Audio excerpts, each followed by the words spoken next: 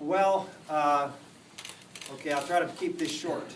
The State Department has, in my opinion, is full of a bunch of people who are not necessarily working in the best interest of the values of our country.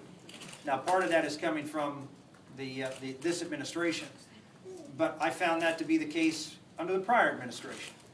That there are embedded people in the bureaucracy in the State Department who have a very different agenda than I believe most of the American people have with respect to our role around the world, and have a very different agenda than I would as President of the United States.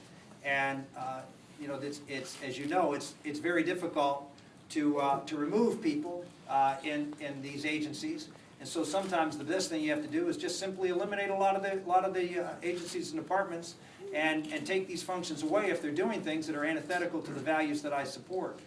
And we see this with the State Department and their work at the United Nations.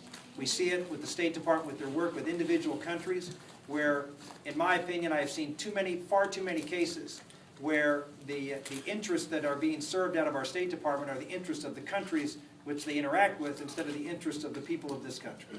And so there are good people in the State Department, there's just not enough of them. And there aren't, in my opinion, that's an area where we can, and you've heard me say, I'm not someone who believes we should hack away at foreign aid or start from a zero-based budget. That's not my point. My point is that it is an institution that is run by folks who don't represent and reflect the values that are the mainstream values of this country.